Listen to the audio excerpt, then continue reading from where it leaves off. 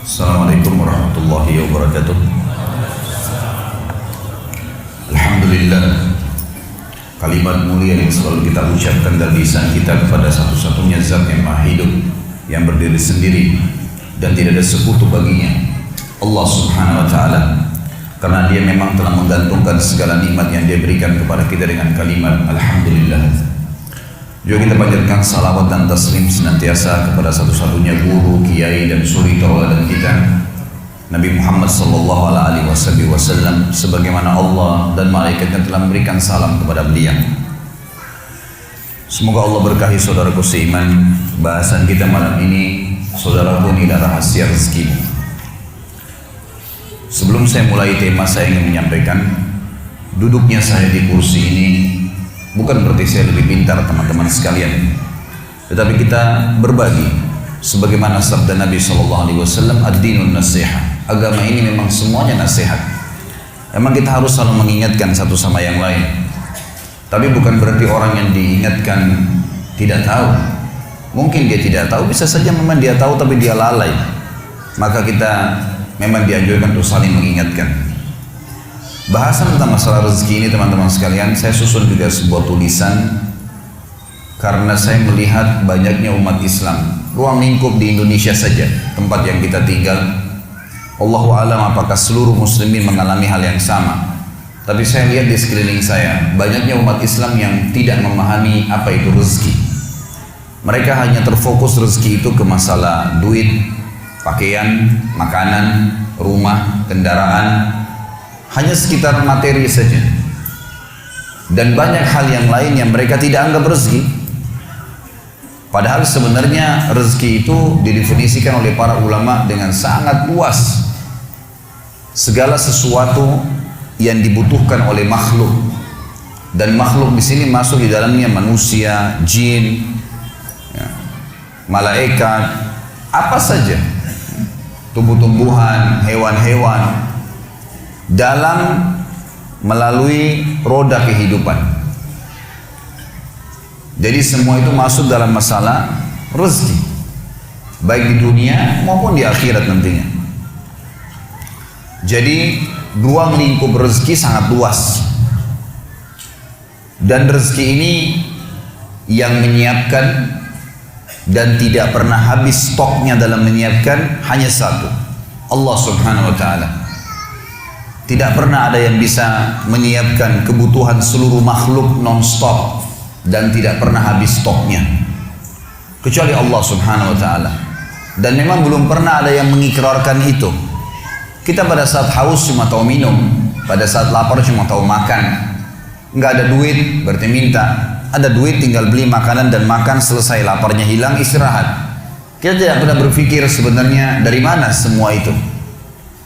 Satu-satunya yang mengaku dan mengikrarkan kalau dia yang menyiapkan segala kebutuhan, bukan cuma manusia, adalah Allah subhanahu wa ta'ala. Kita akan sebutkan beberapa dalil yang berhubungan dengan masalah itu. Yang pertama teman-teman sekalian, surah Az-Zariyat, surah nomor 51 ayat 56 sampai 58. A'udzu billahi minasyaitonir rajim. Bismillahirrahmanirrahim. Wa ma khalaqtul jinna wal insa illa liya'budun. Ma uridu minhum min rizqin wa ma uridu minhum an yut'imun. Innallaha huwar razzaqu dzul quwwatil matin. Artinya teman-teman sekalian, aku kata Allah tidak menciptakan jin dan manusia kecuali untuk menyembah, mengabdi kepadaku. Apa yang aku perintahkan mereka jalankan, yang aku bolehkan, halalkan, silakan nikmatin. Makanan, minuman, pergaulan, pendapatan, ekonomi, mendirikan sebuah negara, politik. Dan apa yang aku larang, semua ditinggalkan. Apa yang aku haramkan dijauhi. Itu mana daripada sembah. Aku nggak ciptakan jin dan manusia kata Allah kecuali untuk menyembah kepadaku, mengabdi. Dan aku tidak pernah, kata Allah, ini di ayat 56, ayat 57-nya, aku tidak pernah meminta kepada mereka balasan rezeki. Kasus misalnya aku menyiapkan untuk mereka makanan, daging hewan yang bisa disembeli, kemudian mereka makan. Aku tidak pernah minta diberikan sebagian daripada rezeki itu. Aku memberikan mereka makanan, minuman, pakaian. Allah tidak pernah minta diberikan kepada Allah sesajen. diberikan sesuatu, dikembalikan kepada Allah. Allah nggak minta. Kata Allah, ma uridu minhum min rizq. Saya tidak butuh dari mereka rezeki itu. Wa ma uridu minhum ayyut'imun. Saya juga tidak ingin minta makanan dari mereka. Lalu Allah tutup di ayat 58, dan ini saksi bahasan kita. Innallaha huwar razzaqu dzul quwwatil matin. Sesungguhnya Allah itu adalah Razzaq. Razzaq ini teman-teman sekalian dalam bahasa Arab masuk dalam lingkup luasnya, semua kebutuhan. Kalau kita bicara masalah substansial kebutuhan, maka dikatakan Raziq. Sifat Allah juga Raziq. Kalau kita masuk ke dalam substansial kebutuhan, misalnya makanan saja, atau minuman saja, atau oksigen saja, atau cahaya saja, masuk substansial bisa dikatakan Raziq. Tapi kalau kita mengatakan sosok pencipta yang selalu menyiapkan segala kebutuhan secara global dan tidak pernah habis stoknya, maka bahasa Arabnya Razzaq. Dan Allah mengatakan innallaha huwar razzaq. Allah itu adalah Razzaq, pemberi rezeki yang tidak pernah habis stoknya, dzul quwwatil matin, sebaik-baik tempat untuk bersandar. Saya kasih contoh teman-teman sekalian supaya lebih jelas realita lapangannya. Rezeki masuk dalamnya cahaya. Saya sudah pernah jelaskan pertemuan kita semalam, kalau seandainya tidak ada cahaya lampu ini sekarang, kalau siang hari nggak ada cahaya matahari, Anda pasti tidak akan bisa melihat saya. Saya juga tidak bisa melihat, setajam apapun pandangan mata kita, senormal apapun mata kita tidak bisa melihat. Karena cahaya ini ada, maka akhirnya kita bisa melihat. Cahaya ini adalah sebuah rezeki. Hidung kita menarik oksigen dengan gratis. Dan saking biasanya kita menghirup oksigen supaya bisa hidup, maka kita menganggap biasa. Padahal sebenarnya kalau orang sesak nafas, kemudian dia membayar di rumah sakit tabung oksigen, naudzubillah, dia harus bayar berapa juta. Kuping kita menangkap suara, anggota tubuh kita mencerna makanan yang kita makan. Kita cuma tahu mengunyah. Sistem sudah diciptakan, gigi kita, lidah merasa, kemudian gigi kita menghancurkan, kemudian kita telan di tenggorokan kita. Lalu setelah ditelan kita sudah tidak pernah tahu lagi mau kemana tuh makanan. Diproses secara alami. Dari mana proses ini? Kemudian yang dibutuhkan oleh tubuh maka akan masuk, diambil oleh tubuh kita sebagai nutrisi, dan yang tidak dibutuhkan keluar dalam bentuk kotoran. Kita tidak pernah tahu air yang kita minum yang mana jadi darah kita dan yang mana dari air, jadi air seni kita. Kue yang kita makan, nasi yang kita makan, kita nggak pernah tahu yang mana jadi bagian anggota tubuh kita, yang mana jadi tija kita. Ya. Maka di sini ada sebuah sistem ya, yang diciptakan, dan ini tidak bisa ada manusia siapapun yang mengatakan dia yang buat itu. Mustahil ada makhluk yang bisa mengatakan itu. Karena kalau air dia minum, dia cuma bisa minum. Haus dia minum. Mau hewan, mau jin, mau manusia, haus minum. Dan dia tidak pernah tahu dari mana komposisi air ini. Kenapa kok harus air? Kenapa enggak makan misalnya kalau lagi haus? Dari mana sistem itu? Harus terbawa kepada sistem itu. Maka Allah memperkenalkan dirinya, dia yang menciptakan kalian, dia juga yang menyiapkan seluruh kebutuhan kalian. Dan tidak pernah habis stok itu. Saya kasih contoh teman-teman sekalian. Saya tanya, Anda coba berpikir, merenungi di awal pertemuan kita ini. Pernah nggak teman-teman yang biasa interaksi sama pasar, menemukan pasar di Indonesia saja, di kota Anda masing-masing, pernah nggak menemukan ada pasar tidak ada sayur sama sekali? Atau buah habis sama sekali, tidak ada satupun jenis buah. Atau misalnya hewan yang biasa dimakan oleh manusia, ayam misalnya, pernahkah ayam itu habis? Penelitian teman-teman sekalian diadakan oleh sebagian ilmuwan muslim. Ini penelitian sederhana tapi betul-betul bobotnya luar biasa. Diadakan penelitian tentang populasi hewan, terutama yang paling banyak dikonsumsi oleh manusia. Ditemukanlah ayam. Ayam ini hewan yang paling banyak dimakan karena hampir semua manusia memakannya, gitu kan. Maka diadakan penelitian berapa sih jumlah ayam sebenarnya? Diadakan penelitian manusia saja sudah 7 miliar sekian jumlah manusia, dan ditemukan ayam ternyata populasinya 6 sampai 7 kali lipat lebih banyak daripada jumlah manusia. Jadi ayam itu 40 miliar sekian jumlahnya. Tiap hari disembeli miliaran, tapi tidak pernah habis. Pertanyaannya, dari mana populasinya ayam itu? Mungkin Anda mengatakan karena ada peternak misalnya. Ilmuwan mengadakan penelitian lagi. Diteliti teman-teman sekalian, dari 6 sampai 7 kali lipat dari jumlah manusia itu, ayam, ternyata yang dipelihara oleh manusia 1 dibandingkan 10.000 ekor. Jadi yang diternak oleh manusia itu sebagian kecil dari ayam. Lebih banyak ayam, 9.000 sekian ayam, 9.999 ayam itu hidup liar di hutan, di mana-mana, nggak ada yang urus, berkembang biak. Berarti bukan kasusnya terjaga populasinya bukan karena kasus manusia menernaknya, bukan. Karena manusia ternak sebagian kecil. Dan ternyata ayam itu terus saja populasinya nggak pernah habis.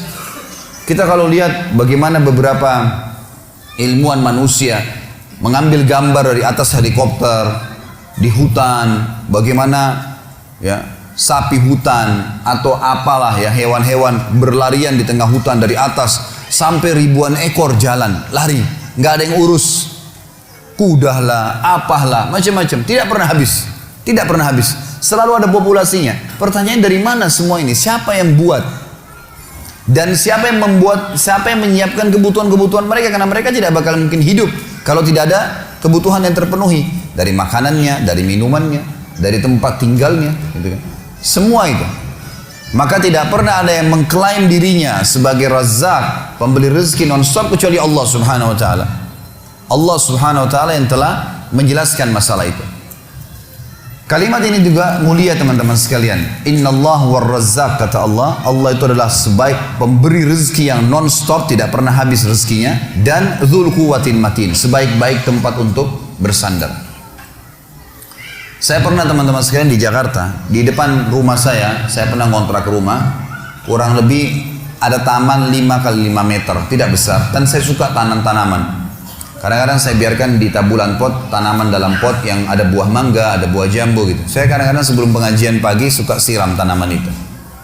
Suatu hari pengalaman saya pribadi, saya biasanya pengajian jam 9, jam 10 pagi, saya keluar dari rumah setengah jam, 40 menit sebelum ceramah untuk jalan. Tapi sebelumnya saya luangkan juga waktu sekitar 15-20 menit untuk siram tanaman. Karena memang saya senang, gemar dengan itu. Maka saya siram tanaman. Satu hari saya keluar teman-teman sekalian, tinggal setengah jam lagi pengajian saya. Kalau saya luangkan 15 menit untuk siram tanaman saya, maka terlambat pengajiannya. Subhanallah, sambil saya narik selang, saya coba siram sambil berdoa, ya Allah ini gimana? Pengajian saya bisa terbengkalai. Sementara ini juga kalau tidak disiram nanti kering, gitu kan? Kesian, ini makhluknya Allah. Ya, dan kata Nabi SAW, fi kulli kabidin ratabatin ajr. Di setiap denyut kehidupan, semut kalau antum lihat lagi jalan, antum tidak injak, sengaja antum biarin jalan karena makhluknya Allah, ada pahalanya tuh. Pohon yang kita siram ada pahalanya. Semua yang kita rawat di muka bumi ini, niatnya karena Allah menciptakannya, maka ada pahalanya. Itu sabda Nabi SAW, saya niatkan karena itu. Sementara saya lagi menyiram, subhanallah, dan bimbang, ini berhentiin siram atau enggak ya? Gitu. Istri saya kebetulan lagi jaga anak-anak, jadi nggak bisa gitu. Maka subhanallah pada saat itu, detik itu juga hanya hitungan detik teman-teman sekalian, tiba-tiba lagi panas matahari. Ada hujan, ya, biasanya kalau bahasa yang sering saya tahu dari saya kecil, kalau waktu di Makassar dikatakan hujan lari. Sering ada hujan cuma beberapa detik saja, nyiram bumi ini terus hilang gitu loh. Maka hujan itu datang, tiba-tiba hujan. Dan satu wilayah Condet, tempat saya tinggal di Jakarta Timur, itu basah semua. Dalam hitungan saya hitung durasi mungkin cuma 15 detik. Semua tanaman saya basah, semua harus Condet basah gitu. Saya lalu mematikan air keran dan saya mengatakan, subhanallah, maha suci Allah, yang kalau mau membasahkan bumi ini hitungan detik. Saya butuh 15 menit hanya siram tanah 5 kali 5 meter. Bagaimana kekuasaan Allah Subhanahu wa taala yang luar biasa ya. Mestinya bisa direnungi masalah itu. Seorang syekh, doktor di Ummul Qura, beliau pernah bercerita dalam salah satu ceramahnya, dan beliau berkata, ada temannya di Jeddah, seorang pengusaha, lagi naik mobil sama-sama. Kemudian temannya mengatakan, akhi, saudaraku, apa saran anda? Apa doa yang saya ucapkan supaya Allah selalu menambah rezeki saya? Kata dokter ini, saya tidak mengingat pada saat itu apapun doa tertentu, tapi saya tiba-tiba teringat surah Az-Zariyat ini, ayat 56 sampai 58. Dia bilang, saudaraku, dia bilang, akhi, coba bacalah. Wa ma khalaqtul jinna wal insa illa liya'budun. Saya tidak ciptakan jin dan manusia kecuali untuk menyembah kepadaku. Ma uridu minhum min rizqin wa ma uridu minhum an yut'imun. Saya tidak pernah minta rezeki dari mereka dan saya juga tidak minta mereka memberikan makan kepada saya. Innallahu war-razzaqu dzul quwwatil matin. Sesungguhnya Allah itu zat yang maha pemberi rezeki, tidak pernah habis stoknya, dan sebaik-baik tempat bersandar. Coba kau baca dalam doamu, Ya Razzaq dzul quwwatil matin, wahai zat yang pemberi rezeki dan sebaik-baik tempat bersandar, urzuqni, berikan saya rezeki. Kata dia, kemudian berpisahlah kami. Sebulan kemudian saya ditelepon sama teman saya, karena yang satu tinggal di Mekah, syekhnya, yang ini tinggal di Jeddah, lumayan 80-90 km jaraknya. Maka temannya telepon mengatakan, akhi, jazakallah khair, semoga Allah balas dengan kebaikan. Selama sebulan saya amalin tuh. Saya selalu bilang, Ya Razzaq dzul quwwatil matin urzuqni, selalu saya ucapkan. Dan sekarang Allah membuat ya zat yang maha Razzaq, memberi rezeki, dzul quwwatil matin, sebaik tempat bersandar, memberikan keuntungan buat saya 1 juta rial gitu. Jadi dia mengamalkan masalah memanggil Allah, dan ini termasuk sunnah Nabi SAW. Kita kalau menggunakan Asma'ul Husna, nama-nama Allah kita ikutkan dengan doa setelahnya. Seperti misalnya, Ya Rahim irhamni, Ya Ghafur ikfirli. Kita ikutin dengan begitu, termasuk Ya Razzaq urzuqni, gitu kan. Jadi kita bisa menggunakan doa-doa seperti ini. Yang kedua teman-teman sekalian, dalil disebutkan dalam surah Ar-Rum, surah nomor 30 ayat 40. Dan ini sebaik-baik bukti, panduan adalah Al-Quran. Al-Quran menceritakan kepada kita, surah Ar-Rum surah nomor 30 ayat 40, A'udzubillahi minasyaitonir rajim. Huwallazi khalaqakum thumma razaqakum thumma yumitukum thumma yuhyikum. Hal min syurakaikum man yaf'alu min dzalikum min syai' subhanahu wa ta'ala amma yusyrikun. Dialah Allah satu-satunya yang telah menciptakan kalian dari tidak ada menjadi ada. Kemudian memberikan rezeki kepada kalian, memenuhi semua kebutuhan kalian. Kemudian akan mematikan kalian, akan tiba saatnya ajal datang, kalian akan mati. Kemudian membangkitkan kalian, menghidupkan kalian.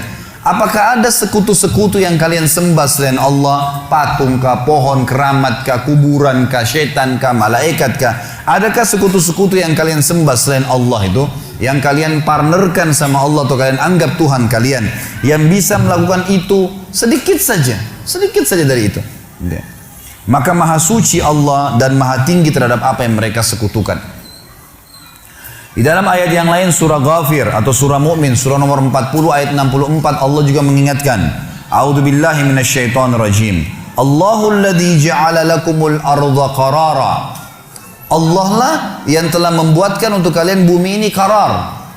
Qarar ini teman-teman sekalian banyak maknanya. Di antaranya qarar tenang, sehingga bisa dilaluin di atasnya. Kita sekarang kita tahu matahari berada di tempatnya, dan yang berrotasi yang mengelilingi adalah bumi.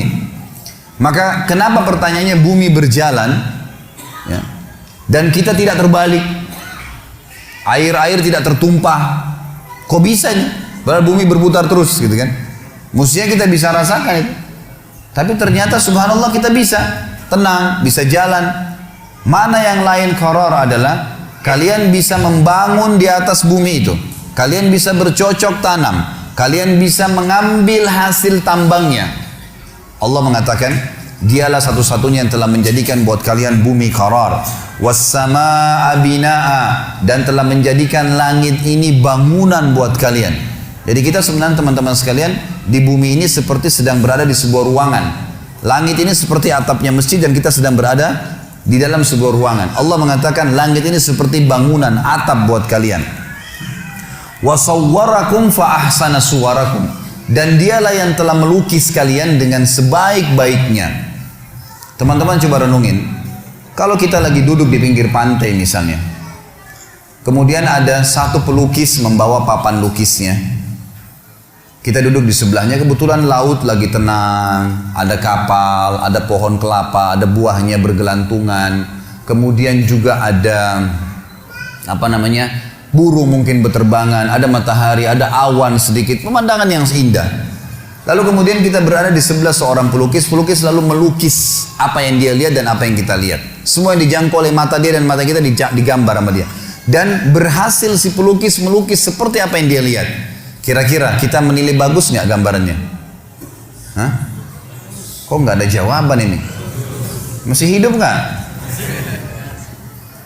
Kita akan bilang bagus. Bahkan kalau ada orang yang melukis gambar seperti apa yang benar-benar kelihatan alami, gitu kan? Itu harganya mahal, bisa sampai miliaran, dijual mahal. Subhanallah, manusia terkagum-kagum dengan lukisan sampai diadakan pameran lukisan lah segala macam. Padahal orang pelukis ini teman-teman sekalian hanya menciplak saja. Hanya ciplak ciptaannya Allah, dan itu pun yang bisa jangkau dengan matanya. Plus lagi lukisan manusia tidak bisa bergerak, lukisannya Allah bergerak. Buahnya bisa diambil, airnya bisa bergerak, di dalamnya ada makhluk hidup, burungnya bisa terbang, mataharinya bisa diistilahkan dengan terbenam dan terbit, awannya bisa pindah-pindah, manusianya juga bisa jalan dan seterusnya. Bagaimana bisa kita berpikir teman-teman sekalian, ini hebat ya, ini luar biasa ya, kagum-kagum dengan orang yang hanya menciplak saja. Dan itu pun cuma sisi yang dijangkau oleh mata dia, sementara semuanya ini, yang lainnya belum dijangkau oleh mata dia, belum bisa dia gambar. Dan luar biasa tidak bisa bergerak gambaran manusia. Kok bisa? Kenapa dengan ciptaan Allah yang luas ini kita lupakan? Allah mengatakan, dialah yang telah menjadikan bumi buat kalian terhampar, langit itu sebagai bangunan, dan melukis kalian dengan sebaik-baiknya, warazaqakum minat thayyibat, dan telah memenuhi rezeki kalian dari hal-hal yang baik-baik. Allah suruh ambil yang baik-baik saja. Buah sedikit aja ada masalahnya, nggak usah dimakan, nggak apa-apa. Ambil yang bagus. Nanti akan kita jelaskan dalam poin-poin kiat-kiat mempertahankan rezeki. Tapi di sini Allah SWT menyuruh kita mengambil yang baik-baik saja. Sudah melukis kita dengan sebaik-baiknya. Bagaimana teman-teman sekalian Anda tidak bisa melihat keajaiban Allah di diri kita sendiri? Alis ini dari mana bisa tumbuh bulu di sini? Kemudian jaraknya tepat. Ada hidung di tengah-tengahnya. Ada mata, gitu kan? Ada bulu matanya dan seterusnya. Bayangkan kalau kita ini manusia, jalan tapi tidak ada kulitnya. Urat-urat saraf semua sama otot-ototnya. Bagus nggak kelihatan? Nggak bagus. Allah datangkan cuma kulit, datangkan bulu sedikit, kasih warna, udah bagus.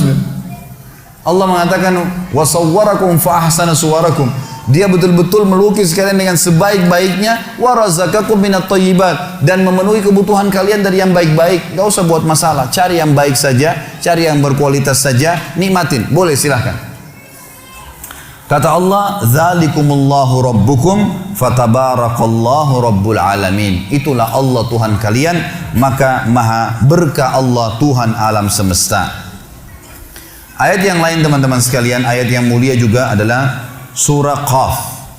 Surah nomor 50 ayat 6 sampai ayat 11. Ini Allah mengajak manusia berpikir tentang masalah kebutuhan-kebutuhan mereka yang mereka dapatkan setiap harinya, agar mereka kembali kepada satu pencipta itu.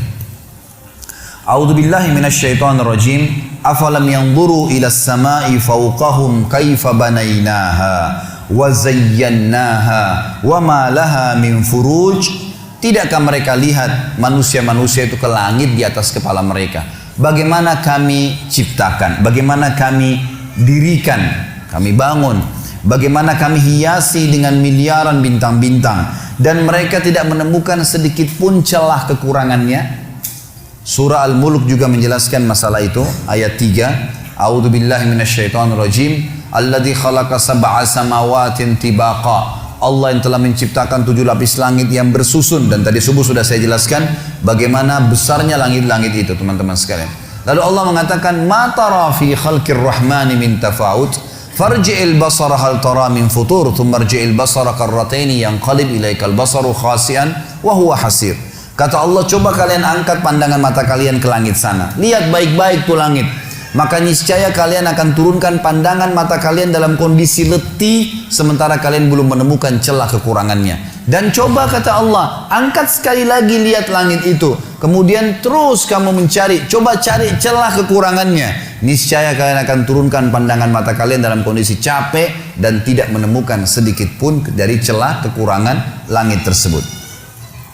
Allah mengatakan wal arda madadnaha, dan bumi kami hamparkan sehingga bisa ditinggalin, dibangunin, diambil hasil tambangnya, dicocok tanamin. Wa alqaina fiha rawasiya, dan kami tancapkan di atasnya gunung-gunung. Wa ambatna fiha min kulli zaujin bahij, dan kami tumbuhkan di atas bumi itu ya semua yang berpasang-pasangan. Maksudnya di sini ada hewan-hewan melata, kayak manusia, hewan-hewan, tumbuh-tumbuhan, sehingga mereka bisa berkembang biak. Tabsiratan wa dzikra likulli abdin munib. Tabsira itu sebagai ilmu pengetahuan. wa dzikra dan peringatan bagi hamba-hamba yang munib. Munib ini teman-teman sekalian cerdas, jeli. Allah menyebutkan masalah itu. Wa nazzalna minas sama'i ma'an mubaraka, dan kami turunkan dari langit air yang penuh dengan berkah, air hujan. Fa ambatna bihi jannatin wa habbal hasid, yang kami tumbuhkan dengan air hujan itu kebun-kebun yang lebat dan juga biji-bijian yang siap untuk menjadi pohon yang baru. Wan nakhla basiqatin laha tal'un nadid, dan kami juga tumbuhkan dengan air hujan pohon-pohon kurma yang memiliki mayang-mayang yang banyak. Saya perlu jelaskan karena teman-teman mungkin belum tahu pohon kurma. Di Timur Tengah sekarang, kalau orang itu mau dianggap kaya, dia harus punya pohon kurma, kebun kurma. Kalau hanya sekedar punya mobil mewah, rumah besar, itu masih biasa. Masih banyak orang yang punya. Tapi kalau orang punya kebun kurma, ini luar biasa. Karena satu pohon kurma itu umurnya panjang. Bisa berumur seperti pohon kelapa gitu kan.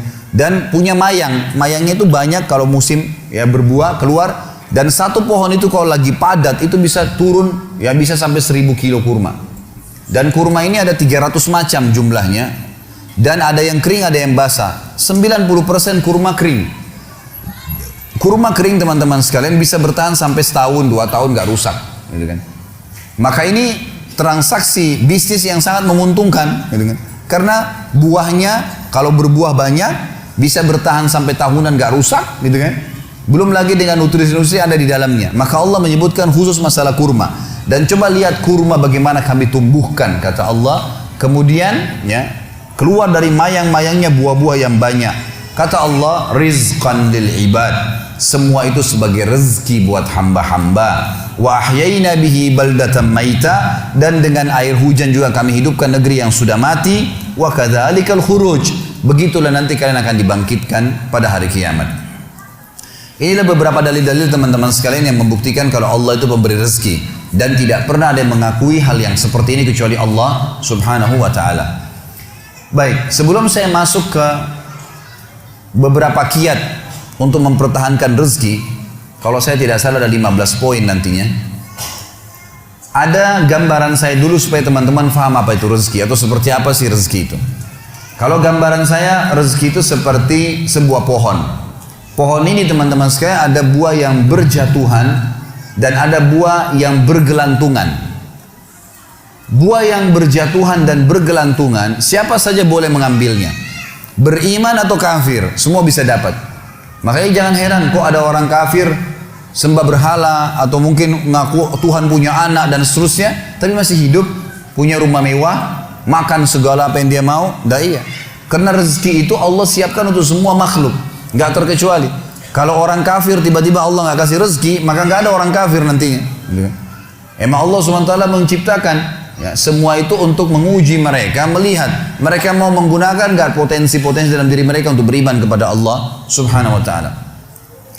Buah yang berjatuhan teman-teman sekalian, semua orang berusaha tidak berusaha akan dapat itu. Seperti misal segelas air ini, saya nggak pernah minta sama teman-teman panitia untuk disiapin, tapi disiapin buat saya. Kapan saya ambil pipetnya, kemudian saya lubangin, saya minum, maka ini jadi rezeki saya. Ini namanya rezeki mutlak. Kalau bahasa saya, rezeki mutlak. Ini saya tulis di tulisan saya, buah yang berjatuhan namanya rezeki mutlak. Buah yang bergelantungan namanya rezeki ikhtiar.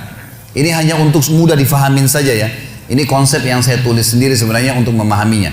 Rezeki yang berjatuhan namanya mutlak. Seseorang akan datang padanya. Kita lagi duduk, tiba-tiba tetangga antarin makanan. Lagi jalan sama teman, tiba-tiba ditraktir, gitu kan?